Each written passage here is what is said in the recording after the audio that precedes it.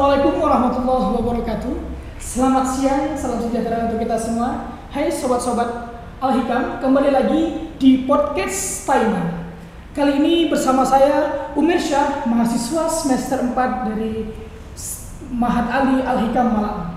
Baik, di sini pada hari yang berbahagia ini kita akan membahas sebuah bahasan yang cukup menarik. Dan ini juga merupakan salah satu bahasan yang jarang sekali dibahas oleh orang-orang tentunya. Akan tetapi kita selaku insan calon pendidik sangat penting untuk mengetahui bahasan yang satu ini. Karena kita pada podcast yang ketujuh ini kita akan membahas tentang membaca Al-Quran untuk belajar, yaitu menjelajahi konsep andragogi di dalam Al-Quran. Yang pastinya kali ini juga pemateri kita merupakan pemateri yang expert di bidang khusus di bidang Al-Quran, khususnya di tafsir Tarbawi, yaitu bersama Ustadz Dr. Roshidin yang merupakan dosen Mahat Ali Al-Hikam Malang. Assalamualaikum Ustadz. Waalaikumsalam warahmatullahi wabarakatuh. Bagaimana kabarnya Ustadz? Alhamdulillah. Baik, di sini sebelum kita memasuki berbincang tentang lebih dalam tentang konsep andragogi ini Ustadz, mungkin seperti yang kami ketahui beliau merupakan dosen tetap di Taima Ali Al-Hikam Malang dan juga merupakan dosen di UIN Malik Maulana Ibrahim Malang. Ya, dulu. Ya, Ustadz. Mungkin sebelumnya boleh perkenalkan dulu Ustadz, mengapa jenengan concern dalam bidang tafsir Tarbawi? Kan di dalam ilmu pendidikan itu kan ada banyak. Mungkin pada saat jenengan mengambil S1 khususnya pada program pendidikan agama Islam kan ada yang mengambil pada pengembangan kurikulum pendidikan, pengembangan belajar, teori belajar. Tetapi yang jenengan ambil ini mengapa lebih konsen kepada tafsir Quran yang dimasukkan ke dalam pendidikan? Ya. Ini seperti. Baik. Sebenarnya untuk langsung saja, kalau untuk motivasi belajar tafsir Tarbawi lebih ke arah rasa terima kasih, rasa bersyukur karena skripsi, tesis maupun disertasi yang pernah saya lakukan semua atas jasa penelitian terhadap Al-Quran. Nah, dari rasa terima kasih tadi terbersit bagaimana saya membuat sebuah rancangan metode pengalaman tesis, disertasi dan skripsi tadi diramu menjadi sebuah metode yang saya sebut metode tafsir Tarbawi, dan itu bisa dimanfaatkan oleh mahasiswa-mahasiswa seperti Mahat Ali Al-Hikam yang concernnya di bidang pendidikan seperti PGMI, MPI maupun PAI, baik untuk kepentingan laporan akhir seperti skripsi, tesis, disertasi, laporan seperti jurnal ilmiah maupun yang bersifat lisan seperti mau berpidato, ceramah, khutbah, itu semua bisa memberdayakan metode tafsir Tarbawi. Jadi lebih ke arah bagaimana sebuah pengalaman yang selama ini saya peroleh, saya ramu, saya jadikan satu untuk menjadi sebuah metode, dan itu bisa dimanfaatkan oleh siapapun yang ingin nanti menghasilkan karya yang sejenis. Saya kira itu kalau dari segi motivasinya. Motivasinya luar biasa sekali. Itu dari segi pengalaman. Pengalaman, ya, hasil pengalaman. Pengalaman dari berangkat dari Al-Quran.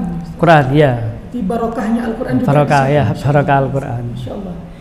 Selanjutnya mungkin Ustadz, kalau kita merujuk pada buku jenengan yaitu konsep andragogi di dalam Al-Quran, sebelum kita masuk kepada konsep andragoginya, mungkin bagaimana menurut pandangan jenengan yang telah jenengan kaji, yang telah jenengan teliti, yaitu tentang urgensi pendidikan dalam Islam itu seperti apa Ustadz? Ya, sebenarnya kalau untuk urgensi pendidikan bisa kita lacak kalau dalam Al-Quran itu dari 3 hal paling tidak. Satu, dari segi penyematan nama Allah itu yang diperkenalkan itu Rabbil Alamin.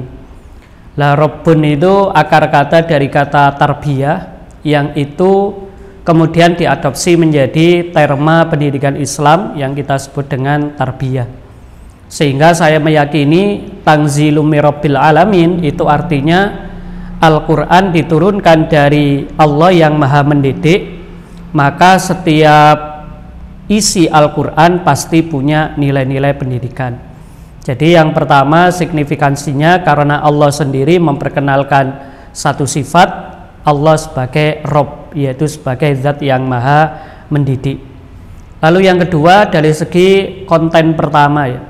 Konten pertama yang ada di Al-Quran yaitu surat-surat awal seperti surat Al-Alaq, surat Al-Qalam maupun surat Al-Mudaththir, Al-Muzammil, itu konotasinya ke arah pendidikan. Karena memang kita tahu bahwa masyarakat di zaman Rasulullah itu masyarakat jahiliyah. Masyarakat jahiliyah itu masyarakat yang dia tidak memiliki pedoman hidup. Dan sampai hari ini pun ketika ada komunitas yang tidak memiliki pedoman hidup, kita menyebutnya ya masyarakat jahiliyah, walaupun secara intelektual bisa jadi mereka gelarnya profesor dan yang lain-lain, tapi ketika dia menjalani hidup tanpa panduan, maka disebut dengan jahiliyah. Nah, di sini konten Al-Quran mengajak kita untuk mendidik, Iqra, kemudian suruh untuk Allama bil qalam dan yang lain-lain. Lalu komponen ketiga, saya kira memang manusia ini adalah makhluk yang oleh Allah dibekali potensi untuk dididik. Homo educandum. Nah, dengan manusia sebagai makhluk yang bisa dididik, kita itu punya paling tidak 5 komponen di dalam diri kita ini yang berpotensi untuk dididik. Yang satu fitrah. Nah, fitrah ini kita cinta kebersihan, maka bagaimana cinta kebersihan tadi dididik sedemikian rupa, kemudian nanti kita juga punya akal, punya hati, punya nafsu, dan juga punya panca indera. Maka 5 komponen inilah yang semua menjadi sasaran di dalam pendidikan. Jadi dari segi Allah, beliau adalah Rabbil Alamin, dari segi Al-Quran isinya adalah tentang pendidikan, dan dari segi diri kita ini memang relevan dan kompatibel dengan tujuan untuk dididik. Saya kira itu. Luar biasa sekali. Berarti memang di dalam Islam sudah didesain sebegitunya oleh Allah selaku Rabbul Alamin tersebut sebagai pendidik. Memang Allah selaku pendidik yang sejatinya beliau yang mendidik kita. Dan selanjutnya ada dari Al-Quran dan ada dari diri komponen dari diri kita sendiri, yaitu dalam hal pendidikan di dalam Islam. Selanjutnya Ustadz, kalau kita kan tadi kan kita sudah berbincang tentang urgensi pendidikan. Selanjutnya Al-Quran, apakah Al-Quran secara terperinci menjelaskan tentang konsep-konsep pendidikan yang ada di dalam Al-Quran kepada manusia?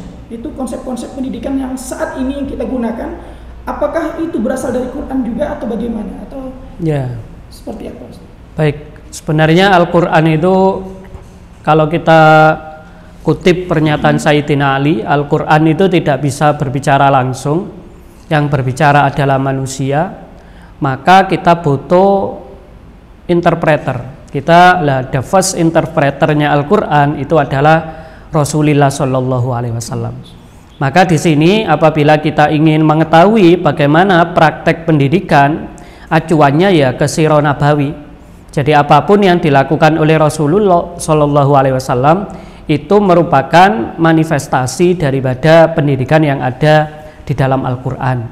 Ini yang dari satu sisi, sehingga apabila kita berbicara tentang pendidikan dari Al-Quran, otomatis kita harus memahami konstruksi sejarah Sirah Nabawi untuk kita pahami apa saja elemen-elemen kunci yang ada di dalam pendidikan Islam. Maka pendidikan Islam itu sebuah pendidikan yang berdasar berpijak pada Al-Quran dan hadis. Akan tetapi karena Al-Quran maupun hadis itu adalah solihun likulli zaman wa makan, dia selalu kompatibel dengan dinamika ruang maupun waktu, maka butuh orang-orang yang mampu mengkompatibelkan tadi ayat-ayat Al-Quran tadi maupun hadis-hadis tadi direlevansikan dengan zaman. Dan inilah tugasnya para teoretisi maupun para praktisi pendidikan Islam untuk memahami ayat-ayat Al-Quran agar selalu kompatibel dengan pendidikan yang ada di Indonesia maupun secara umum pendidikan Islam. Walhasil apabila kita sampaikan apakah pendidikan saat ini sesuai dengan ajaran Islam maupun tidak, maka kita bisa mengukurnya apakah memang selaras sama nilai-nilai pendidikan dalam Quran, dalam hadis maupun hasil ijtihad para ulama. Biasanya acuan pendidikan Islam itu selain Al-Quran, hadis, biasanya ada 4 komponen yang bersifat praktis ya. Yang satu aqwalus sahabah. Kita lihat pendapat-pendapat sahabat itu juga menjadi acuan di dalam pendidikan, misalnya seperti yang dilakukan oleh Sayyidina Ali ketika beliau membagi perkembangan manusia dari per 7 tahun, yaitu 7 tahun 0 sampai 7, lalu 8 sampai 14, 14 atau 15 sampai 21, bagaimana penyikapan terhadap mereka. Ini aqwalus sahabi. Tapi selain aqwalus sahabi ada juga urf. Bagaimana pendidikan ini disesuaikan sama selera kearifan lokal. Jadi seperti di Indonesia itu adanya pesantren yang tidak ada di tempat-tempat lain, walaupun secara substansial mungkin ada seperti konsepnya riyad atau ribat ya, ribat maupun as-sufa, al-sufa. Ini secara konseptual mirip seperti pesantren, akan tetapi sebagai sebuah lembaga yang punya ciri khas ini memang murni dari Indonesia. Dan ini contoh pengembangan pendidikan yang sesuai dengan urf. Sehingga selain aqwalus sahabah ada urf. Lah, terkait dinamika perkembangan itu kita punya satu komponen namanya maslahat. Seperti kita pembelajaran sampai sekarang lewat kayak podcast, micro learning, lewat YouTube dan yang lain-lain, itu bagian daripada maslahah. Ketika ada maslahah al-amma, apabila kemaslahatannya itu bersifat masif, maka bisa digunakan di dalam pendidikan Islam. Dan sebagai pengembangan teori pendidikan Islam ada namanya al-fikru al-islami. Ya, al-fikru al-islami itu pemikiran dari manapun, asalkan tidak bertentangan sama Islam, maka boleh dipakai dalam pendidikan kita. Seperti kita evaluasi pembelajaran itu kognitif, afektif, psikomotorik, itu tidak berasal dari kita tapi dari orang lain. Demikian halnya dengan metode pembelajaran seperti cooperative learning, discovery learning, learning based learning dan yang lain-lain, itu semua banyak yang tidak berasal dari Islam, akan tetapi karena tidak bertentangan dengan ajaran Islam bisa diadaptasi di dalam pendidikan Islam. Jadi spektrum makna dari pendidikan Al-Quran tidak hanya Quran itu sendiri, tapi merentang mulai dari pendidikan zaman Nabi, pendidikan oleh para sahabat, lalu kearifan lokal, kemaslahatan umum, sama pemikiran-pemikiran yang relevan dengan keislaman. Saya kira itu. Di konsep-konsep pendidikan di dalam Quran itu berarti memang sudah sebegitu terperinci ya, luas. Ya, sangat luas, hanya terkadang saja kita terkadang seperti ini Ustaz. Saya juga dulu pernah di awal-awal masuk ke jurusan PAI ini, terkadang kita terlalu menganggap bahwasanya konsep-konsep dari barat itu lebih keren gitu Ustaz, daripada konsep-konsep pendidikan yang memang asli kulturnya dari punya kita. Terkadang seperti itu. Saya pernah baca itu beberapa buku konsep-konsep dari barat, itu mereka memang kalau menurut pandangan saya sih, sebelum saya belajar memang lebih dalam lagi tentang konsep pendidikan dalam Islam dan di Quran, kita menganggapnya itu yang sudah paling keren. Ternyata akan tetapi sebenarnya konsep-konsep tersebut juga ada sebenarnya di dalam Al-Quran tersebut. Sebenarnya kalau kita katakan ada, tidak bisa secara spesifik ya, mungkin aturan-aturan umumnya ada.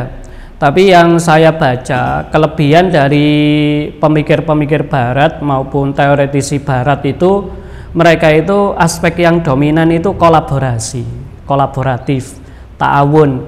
Jadi apa yang sudah dihasilkan oleh peneliti sebelumnya itu dilanjutkan oleh peneliti berikutnya. Apa yang sudah dilakukan oleh orang lain dilanjutkan. Sehingga iklimnya itu iklim kolaboratif. Beda kalau di Islam. Di Islam itu lebih banyak pemikir-pemikir pendidikan Islam itu lebih suka pada ingin membuat sendiri, tidak mau melanjutkan kiprah yang sudah dilakukan oleh orang lain. Ibarat kata ada orang bangun baru pada level pondasi, lalu dia meninggal dunia, ada orang lain kepingin bangun, dia bangun pondasi lagi. Akhirnya meninggal dunia, membangun pondasi lagi. Sehingga yang banyak dalam Islam itu adalah aturan-aturan fondasional, tidak aturan-aturan yang lengkap, yang praktis. Misalnya, kalau kita tanya apa tujuan pendidikan Islam, kita bisa menyajikan puluhan bahkan ratusan pendapat apa tujuan pendidikan Islam. Beda kalau di Barat. Di Barat itu ibaratnya kalau tujuan pendidikan Islam dirumuskan sudah bagus, cukup satu. Maka pemikir-pemikir yang lain mengelaborasi itu. Jadi misalnya kayak kita kalau mau mengevaluasi manusia cukup 3 dimensi saja, kognitif, afektif, sama psikomotorik. Lalu dari itu tadi dielaborasi oleh peneliti lain, apa komponen dari kognitif, apa komponen dari afektif, apa psikomotorik. Lalu setelah diketahui bagaimana teknisnya, bagaimana alatnya, bagaimana, semua fokus ke sana. Sehingga ketika sampai di kita itu dalam satu produk yang jadi. Beda kalau di dalam Islam tadi, kita itu wataknya mungkin lebih ke arah individual, tidak bersifat kolaboratif, sehingga sukanya itu menghasilkan karya sendiri. Menghasilkan karya sendiri, tidak mau melanjutkan karya orang lain. Dan ini dampaknya seperti tadi yang saya sampaikan, kita hanya punya tumpukan fondasi, tapi tidak punya rumah yang utuh. Nah ini kekurangannya. Sehingga seperti metode kisah misalnya, kita sering menyebutkan metode Qososul Quran, metode Amsalul Quran, tapi bagaimana teknis cerita versi Al-Quran itu tidak ada konstruksi dalam bentuk model pembelajaran. Model pembelajaran berbasis kisah Qurani, teknisnya bagaimana? Seandainya diterapkan di SD bagaimana, di SMP bagaimana, di pesantren, itu tidak ada. Kita hanya mengulang-ulang, Al-Quran ada teknik kisah, ada teknik amsal, tapi modelnya seperti kalau kita kayak model scientific learning atau discovery learning kan jelas apa langkah pertama yang dilakukan guru, langkah muridnya bagaimana, elaborasi pembelajarannya bagaimana, evaluasinya bagaimana, semua satu paket. Nah ini yang kita lemah di sana. Kita itu hanya lebih banyak punya pondasi, tapi untuk yang operasional itu relatif jarang. Sehingga dari situ bisa jadi bagi orang-orang yang berpikir pragmatis, lebih baik kita ambil yang produk jadi daripada produk-produk yang masih berupa prototipe, yang masih berupa masih berupa rintisan-rintisan. Di satu sisi kalau masalah perasaan minder terhadap apa yang dialami oleh Barat itu sesuatu yang wajar, karena memang bagaimanapun watak manusia kalau melihat orang yang lebih unggul itu kadang merasa rendah diri, rendah hati, dan yang lain-lain. Akan tetapi sekali lagi kalau kita berbicara bahwasanya ilmu itu bukanlah hak prerogatif, yang namanya ilmu itu adalah semua orang bisa memanfaatkan. Dalam hadis al-hikmatu dholatul mu'min, maka di sini kita tidak perlu merasa minder sama orang Baratnya, yang kita minder itu sama hasil karyanya. Jadi kita tidak minder sama orangnya, kita ketemu siapa saja tidak masalah. Yang kita ingin tiru itu adalah spirit ilmiah mereka. Mereka bagaimana mampu menghasilkan teori-teori seperti itu. Dan saya kira rasa minder yang sama pernah dialami oleh orang-orang Barat zaman dulu ketika Islam di puncak kejayaan. Jadi seperti itu. Berarti ini merupakan sebuah evaluasi juga sebenarnya, ya, khususnya bagi kita generasi muda, calon-calon pendidik di masa depan. Bagaimana kita harus, sebenarnya kita tidak harus menjadi individualistik, ya, tapi bagaimana kita bisa berkolaborasi untuk bersama-sama menyempurnakan apa yang sudah ada. Ya, apa yang sudah ada, tinggal disempurnakan. Menarik sekali tadi jenengan sempat menyinggung tentang Barat, dan salah satu teori Barat itu yaitu tentang andragogi. Ya. Di buku jenengan ini jenengan jelaskan bahwasanya jenengan mau menghadirkan konsep andragogi di dalam Al-Quran, karena sebelumnya konsep andragogi ini secara teoritis itu berasal dari Barat. Itu bagaimana yang konsep yang jenengan tawarkan andragogi ini yang ada di dalam Al-Quran? Ya. Pada mulanya kalau dulu waktu saya skripsi itu hanya meneliti 7 ayat Suratul Luqman ayat 12 sampai 19. waktu tesis saya hanya meneliti kata Rabbun. Jadi kata Rabbun yang ada di dalam Al-Quran itu sekitar 980 berapa, itu yang saya teliti. Nah, saya kepingin peningkatan, maka kalau S3 itu saya ambil aslinya yang di proposal pertama saya itu yang saya teliti surat Al-Kahfi. Jadi satu surat Al-Kahfi. Ternyata setelah saya baca aktor-aktor yang ada di dalam surat Al-Kahfi, mulai dari Ashabul Kahfi, Nabi Musa maupun Raja Dzulqarnain, itu semuanya adalah orang-orang dewasa, artinya bukan anak-anak. Walaupun statusnya remaja, tapi mereka sudah masuk cakupan orang dewasa. Lalu dari situ saya membaca sebuah teori tentang pendidikan orang dewasa, ketemulah andragogi tadi. Dari sekian teori andragogi, setelah survei-survei, karena dulu masih manual, jadi berkunjung ke beberapa kampus dengan dulu ada istilah kartu sakti ya. Kartu sakti ke kampus UIN, ke kampus UM, UNMU, banyaklah beberapa kampus saya datangi, termasuk kampus di Surabaya, di UNESA dan yang lain. Itu saya nyari data tentang masalah pendidikan orang dewasa. Nah, ketemunya yang menurut saya sering dikutip itu Knowles. Nah, ini andragoginya versi Knowles. Malcolm Knowles ini yang sering menyebut andragogi sehingga disebut dengan nabinya andragogi atau bapak andragogi ya, saking menguasainya tentang andragogi tadi. Maka itu yang saya pahami. Nah, ternyata apabila kita cek di dalam Islam, murid-muridnya Rasulullah itu adalah orang dewasa semua, karena Rasulullah itu hadir pada saat beliau sudah usia 40 tahun dan sahabat-sahabat beliau rata-rata seusia beliau, yang kita menyebutnya dengan istilah kibarus sahabah.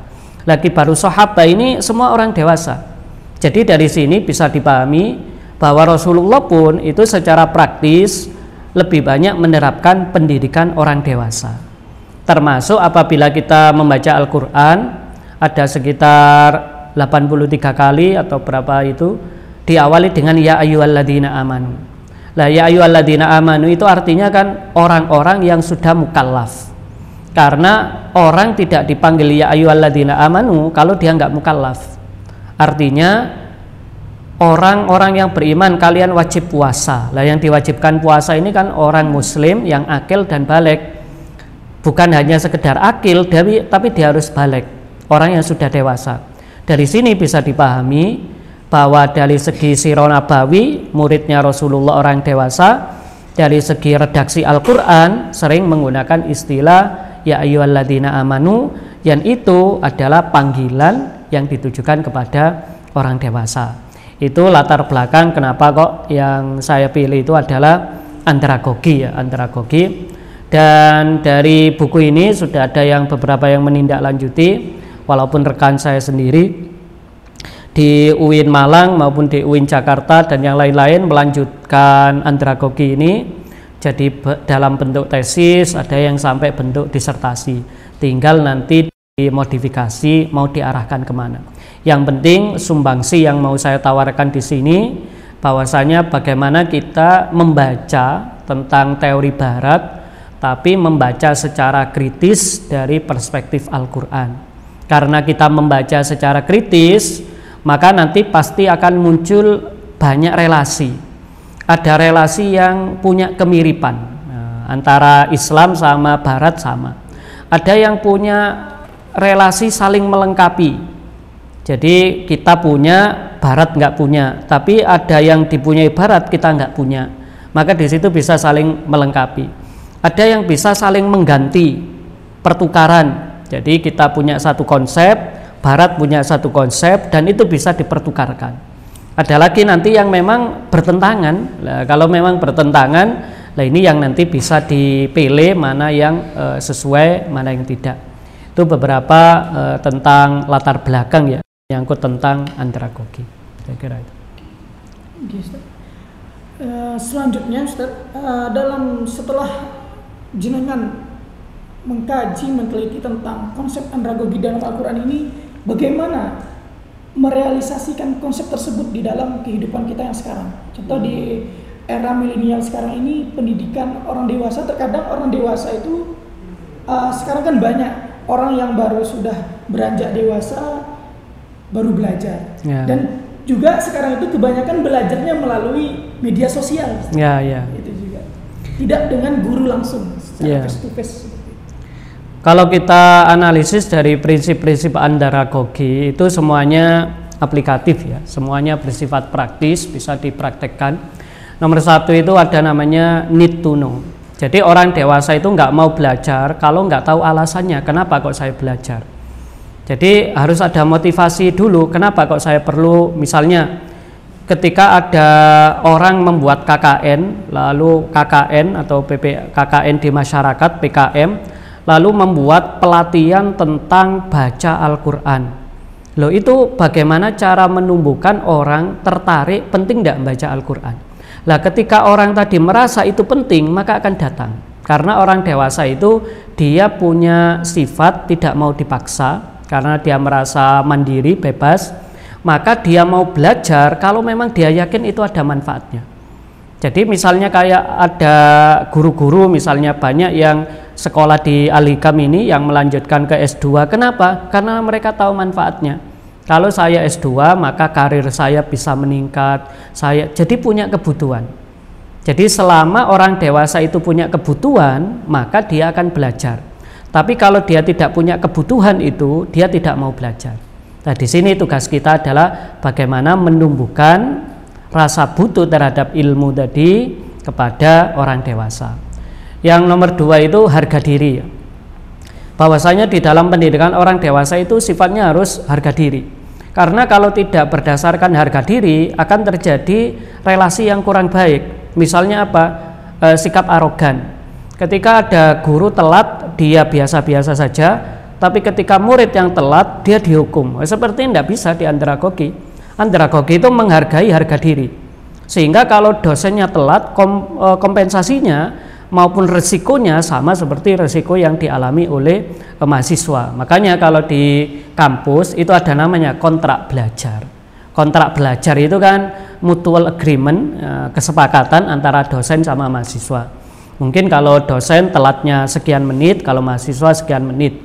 Kalau memang itu lewat lewat pembelajaran daring, apakah lewat off cam atau on cam, itu semua ada kesepakatan.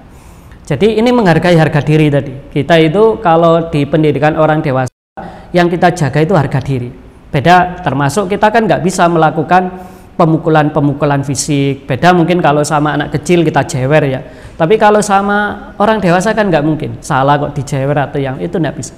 Karena tadi ada unsur harga diri. Lalu yang ketiga, yang prinsip andragogi itu ada namanya pengaruh pengalaman. Metode yang efektif dalam pembelajaran orang dewasa harus melibatkan pengalaman.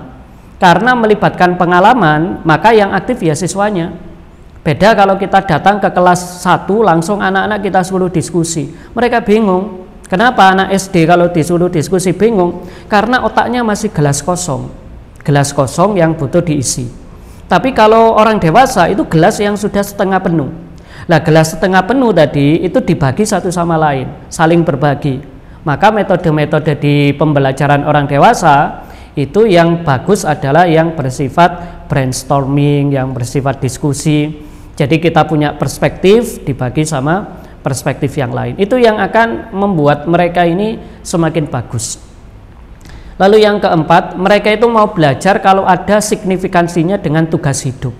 Kalau nggak ada signifikansinya dengan tugas hidup, nggak mau. Misalnya kita tidak akan belajar tentang tentang gimana cara menjadi guru yang baik kalau profesi kita bukan guru, karena kita nggak punya kebutuhan. Tapi kalau misalnya kita mau menjalankan all shop gitu, lalu dengar ada seminar tentang masalah all shop, teknik marketing all shop, itu kita tertarik ikut. Kenapa? Karena kita merasa butuh. Jadi yang namanya orang dewasa itu belajar sesuai dengan kebutuhan. Maka di sini kita perlu memetakan masyarakat itu sedang butuh materi apa. Nah, kadang kalau kita kayak di masjid-masjid itu kadang jamaah sini karena rata-rata lansia, mereka butuh tentang materi-materi yang ketasawufan. Itu berarti mereka hobinya ke sana.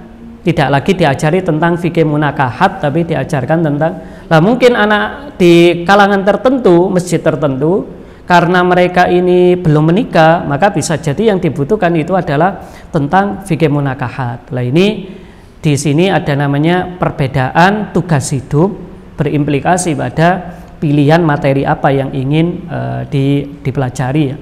Lalu yang kelima tentang orientasi ya. Orientasi pembelajaran kalau di orang dewasa itu harus kontekstual. Kalau tidak kontekstual tidak mau. Artinya apa yang dipelajari itu memang bersifat praktis sesuai dengan konteks yang dia alami. Makanya kenapa kok orang NU mungkin males belajar di orang Wahabi males belajar di orang NU. Kenapa? Karena nggak kontekstual. Nah kita susah payah dengarkan pengajian ternyata isinya nggak sesuai, nggak kompatibel sama apa yang kita miliki. Itu kadang menjadi halangan. Walaupun di satu sisi mungkin ya tergantung kesiapan mental ya. Tapi kan nggak semua orang punya kesiapan mental untuk mempelajari sesuatu yang tidak aplikatif tadi. Kita belajar di pengajian tertentu, misalnya kita itu orang yang beraliran moderat, lalu dengarkan ceramah orang-orang yang keras, itu merasa ya risih, nggak kontekstual sama kehidupan kita. Watak saya ini tenang, watak saya moderat, kok dapat materi-materi yang seperti itu nggak cocok. Sebaliknya yang keras ketika dapat yang lembek-lembek juga males. Lah ini namanya pendidikan orang dewasa. Satu lagi itu motivasi ya. Orang dewasa itu motivasinya itu berupa insentif. Insentif itu artinya apa? Setelah saya belajar ini, nanti apa feedback yang saya peroleh apa? Mungkin kalau sekarang kan kayak gelar, bisa jadi seperti tadi peningkatan karir, karena sudah S2 akhirnya karirnya bisa melonjak, bisa melejit, tapi itu semua terkait sama insentif. Insentif itu ya hasil dari yang kita lakukan, ada manfaat yang jelas, ada manfaat yang konkret. Itu beberapa dimensi andragogi ya yang ada di dalam Al-Quran maupun secara teori seperti itu. Mungkin yang terakhir, jenengan punya motivasi mungkin untuk calon-calon pendidik, karena calon-calon pendidik ini rata-rata nanti ketika di masyarakat yang mereka hadapi, bukan mungkin mereka notabene sebagai guru di sekolah atau lain sebagainya, akan tetapi di luar jam pembelajaran tersebut mereka adalah tetap menjadi seorang guru di tengah masyarakat, mungkin di masjid atau di lain sebagainya. Bagaimana motivasi agar mereka tetap semangat dalam mendidik ini kaum orang-orang dewasa ini, karena tidak mudah, berbeda konsep dengan mendidik di sekolah yang notabene ya anak-anak SD, SMP, SMA. Saya kira untuk motivasinya kita berpedoman pada 4 sifat kenabian. Yang 4 sifat kenabian ini selalu relevan dengan zaman ya. Yang pertama siddiq ya. Siddiq itu mengakui kelebihan orang lain, mengakui kelemahan diri sendiri. Kalau kita tidak mau mengakui kelemahan diri sendiri, kita nggak mau belajar. Kalau kita nggak mau mengakui kelebihan orang lain, kita tidak mau bekerja sama. Maka kalau kita mengakui kelebihan orang lain, kita akan mengajaknya kerjasama. Kalau mengakui kelemahan diri kita akan ingin belajar lebih baik. Jadi sifat siddiq ini penting. Namanya manusia punya sisi lemah, namanya manusia punya sisi lebih. Bagaimana sisi lemah itu ditutupi oleh kelebihan orang lain. Itu sifat siddiq ya. Itu pembelajar sejati. Lalu yang kedua dari segi sifat amanah. Sifat amanah itu adalah keterampilan kita harus menjadi solusi bagi masyarakat, jangan menjadi problem. Karena dari hasil penelitian pun hampir 12-13% alumni diploma maupun S1 jadi pengangguran. Ini kan berarti kan ilmu menjadi problem bagi masyarakat. Sudah punya ilmu, sudah punya gelar, tapi ternyata masih tetap membebani masyarakat. Maka dengan sifat amanah ini adalah apapun yang kita miliki harus menjadi solusi bagi masyarakat. Tentu masyarakat di sini bisa level lokal, bisa keluarga, bisa sekolah, institusi, maupun masyarakat luas. Yang penting jangan sampai keterampilan kita, ilmu kita menjadi problem bagi orang lain, tapi menjadi solusi. Lalu yang ketiga, bahwasanya yang namanya ilmu maupun pengajaran itu Al-Quran menggunakan istilah utu. Utul ilma itu ilmu adalah pemberian, bukan hasil pemerolehan. Kita itu diberi ilmu. Kita kalau ngajar, siswa kita itu dapat ilmu bukan karena kita ngajari, tapi oleh Allah hatinya dibuka, matanya dibuka, telinganya dibuka, pikirannya dibuka. Saat itu dia sehat, tidak terkena macet. Banyak variabel yang di situ ada keterlibatan Allah. Karena ada keterlibatan Allah, maka tableknya di sini adalah seorang guru yang memang lebih banyak berdoa, lebih banyak doa, tirakat, mendoakan. Kita mendoa ya seperti yang didoakan oleh Rasulullah. Rasulullah mendoakan Ibnu Abbas, Rasulullah berdoa sendiri, Rabbi zidni ilma. Jadi sifat tablek bukan hanya kemampuan pedagogik mengajari siswa enggak, tapi juga bagaimana kemampuan pedagogik tadi kita kembangkan maknanya menjadi berbicara dengan Allah. Lah, berbicara dengan Allah itu ya berdoa, berzikir, yang lain-lain yang tujuannya adalah berharap agar murid-murid maupun kita sama-sama dibuka, sama-sama dalam satu kebaikan. Itu fungsi di tablek ya. Satu lagi yang fatona itu kita harus menjadi guru sekaligus murid. Jadi di satu sisi kita jadi guru, punya guru, tapi di sisi lain punya murid. Dengan kita punya guru, maka kita punya kontrol. Kalau ada pendapat kita yang kurang akan diingatkan. Kalau ada pendapat kita yang salah akan diingatkan. Tapi kita juga harus punya murid. Karena dengan murid kita akan mengajar. Mengajar itu cara yang paling efektif untuk dapat ilmu yang banyak. Maka seperti yang di keorganisasian, kalau yang bagian eksekutif atau pelaksana, selama masih ada supervisor seperti syuriah, maka dia akan terkontrol. Tapi di sisi lain dia harus melakukan program-program yang ditujukan ke grassroots, ke orang-orang bawah. Nah ini kombinasi itu tadi, seperti yang diteladani oleh Nabi Musa, beliau punya guru Nabi Khidir, tapi juga punya murid Nabi Yusha. Maka seperti ini saya kira bisa kita kembangkan sifat-sifat kenabian, siddiq, amanah, tablek, fatona tadi dengan perspektif yang seperti tadi yang saya sampaikan, dan nanti bisa dielaborasi lagi. Yang penting patokannya entah kita jadi guru, jadi siswa, tetap memegangi 4 sifat kenabian tadi. Saya kira itu. Masya Allah, ternyata luar biasa sekali pembahasan kita pada siang hari ini, yaitu dengan Ustadz Dr. Rosidin tentang konsep andragogi di dalam Al-Quran. Bahwasanya kesimpulan dari apa yang kita diskusikan pada hari ini adalah belajar itu tidak menunggu, tidak ada batas waktunya. Karena sebagaimana di dalam hadis Rasulullah SAW, utlubul ilma minal mahdi ilal lahdi, tuntutlah ilmu dari buaya sampai ke liang lahat. Selagi kita hidup, selagi kita nyawa di kandung badan, maka disitulah kita masih dalam proses belajar. Mungkin terima kasih kepada Ustadz Rosidin yang telah bersedia untuk hari ini sharing ilmu dengan kita yang luar biasa. Dan insya Allah teman-teman sekalian, teman-teman sahabat podcast Taima, kita akan kembali lagi nantinya di podcast-podcast dengan sharing-sharing ilmu yang luar biasa dengan pemateri-pemateri expert di lain waktu. Sebelum saya tutup, saya selaku moderator mengucapkan ribuan terima kasih kepada para hadirin dan pada Ustadz Rosidin yang telah bersedia bergabung bersama kami memberikan ilmu yang luar biasa. Dan sebagai sebuah informasi bahwasanya Sekolah Tinggi Mahat Ali Agama Islam Al-Hikam Malang masih membuka pendaftaran mahasiswa baru kepada teman-teman yang ingin bergabung bersama kami di Taima Al-Hikam Malang, yaitu pendaftaran dimulai pada tanggal 19 Desember tahun 2022 kemarin sampai dengan 9 September 2023. Dan selalu pantau akun media Taima Al-Hikam Malang di Instagram, Facebook, dan YouTube, yaitu di Taima Ali Al-Hikam Malang. Mungkin hanya ini yang dapat saya sampaikan, lebih dan kurang mohon dimaafkan. Sampai bertemu di podcast Taima selanjutnya. Wabillahi taufiq wal hidayah. Assalamualaikum warahmatullahi wabarakatuh.